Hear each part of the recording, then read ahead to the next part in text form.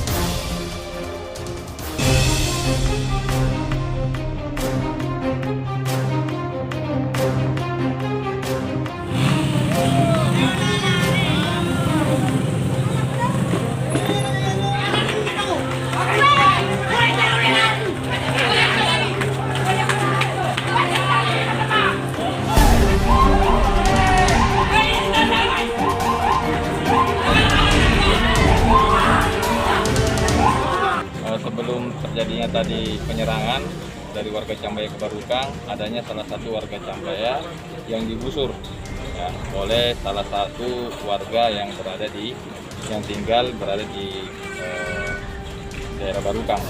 Nah, ini sementara masih masih kita dalami dan kita kejar tentunya, dan yang menyebabkan satu warga Cambaya meninggal dunia ya ketika tadi dibawa ke rumah sakit ya, terkena di hulu hatinya. Kalau upaya saat ini yang dilakukan apa? Ya, sementara ini kita tetap ya koordinasi dengan tokoh-tokoh yang ada di Cambaya agar untuk menahan diri, bahwasanya kejadian ini bukan antara warga dengan kelompok warga, tetapi oknum salah satu warga yang di Barukang. Untuk insiden polisi terkena anak-anak tadi seperti bagaimana? Oh ya, tadi ketika kita mengubarkan ya ada salah satu anggota terkena gusur, tapi sekarang sudah gabung sama kita. Bang, ada upaya penjagaan?